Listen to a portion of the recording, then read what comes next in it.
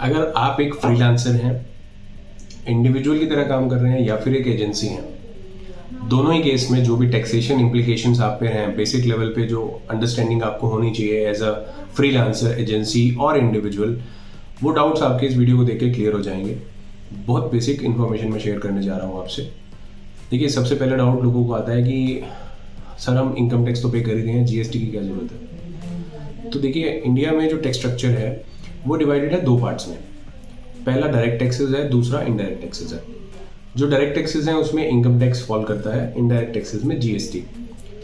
Indirect taxes में कुछ और टैक्सेस भी होते हैं, but in order to keep this video short, crisp and simple, I am just taking these two taxes because यही जो बेसिक डाउट्स हैं वो क्लियर करने के लिए मैं ये वीडियो बना रहा हूँ।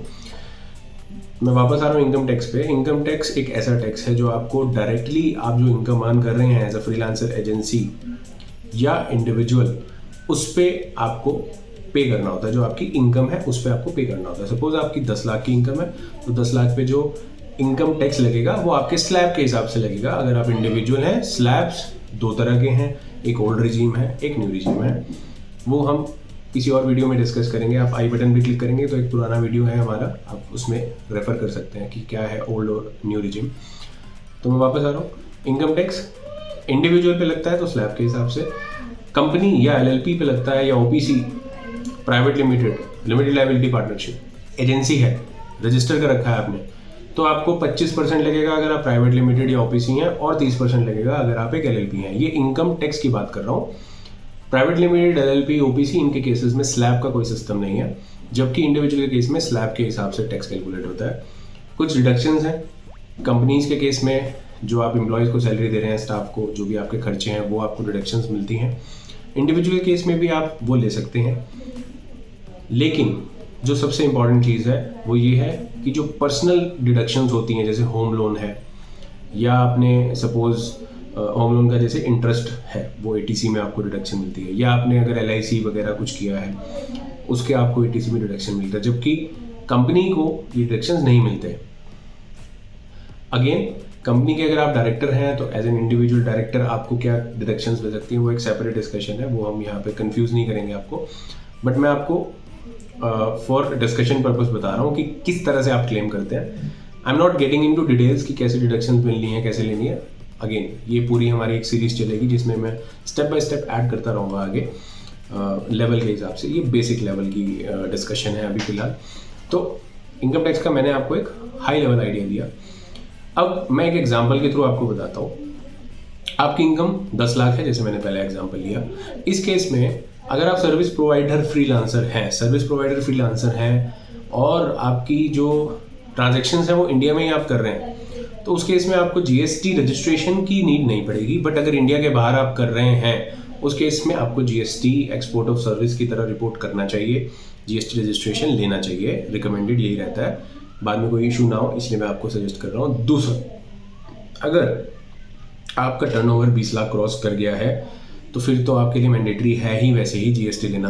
इंडिया में काम कर रहे हैं, बाहर कर रहे हैं, कहीं भी कर रहे हैं, तो जीएसटी जो लगता है, अब वो जीएसटी आपको कलेक्ट करना होता है। सर्विसेज के केस में 18% जीएसटी आप कलेक्ट करते हैं अपने क्लाइंट से और गवर्नमेंट को डिपॉजिट करते हैं।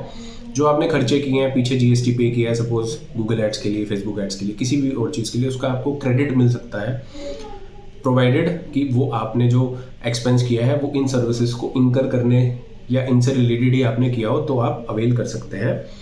अब बात ये आती है कि एज अ फ्रीलांसर जब आप इंडिविजुअल की तरह काम कर रहे हैं तो आपकी मंथली कंप्लायंसेस क्या क्या है, तो मैं इस पार्ट पे आऊँगा। मंथली कंप्लायंस आपकी ये है कि सबसे पहले आपको देखना है कि आप अगर किसी को पेमेंट्स आगे कर रहे हैं, मान लिया आप फ्रीलांसर हैं बट काम लेने के बाद आगे आउटसोर्स करते हैं, उस केस में आपको देखना है कि जो पेमेंट आप आगे कर रहे हैं उस पर टीडीएस की क्या इम्प्लीकेशन है। अकॉर्डिंगली मंथली टीडीएस डिडक्ट करके अगले महीने की 7 तारीख तक आपको डिपॉजिट करना है। दूसरी चीज आपको देखना है कि अगर आपकी इनकम टैक्स लायबिलिटी 10,000 रुपए से ज्यादा आपको लग रहा है साल में होने वाली है, उस केस में आपको क्वार्टरली बेसिस पे एडवांस टैक्स भी पे करना है। तीसरी चीज, आपको जीएसटी जो है, अगर आप मंथली जीएसटी फाइलर की तरह आपने रजिस्टर किया हुआ है तो जीएसटी की फाइलिंग्स आपको हर मंथ करनी है। जो भी आपकी बिलिंग्स हैं इस मंथ की, सपोज जनवरी की बिलिंग है, वो आपको फरवरी में रिपोर्ट करनी है। R1 और 3B 2 रिटर्न्स हैं, उसके रूप में आपको फाइल करनी है GST डिपार्टमेंट को। तो मोटा मोटा मैंने आपको 3 चीज़ बताई। इनकम टैक्स के लिए TDS, एडवांस टैक्स और GST। जो चौथी और सबसे इंपॉर्टेंट चीज़ है वो आपकी इनकम टैक्स के रिटर्न, जो आपको साल के ख़त्म होने के बाद करनी है फाइल। जैसे अगर आप अप्रैल 2023 से अगर मान लीजिए आप काम कर रहे हैं और अभी जनवरी में हम खड़े हैं, तो अभी 31 जुलाई 2023 तक आपकी एक ड्यू डेट पे रिटर्न आपको फाइल करनी होती है। इसको ITR बोलते हैं। फ्रीलांसर्स के केस में ITR 3 या ITR 4 प्रेफरेबल रहती है, बिकॉज ये बिजनेस इनकम है।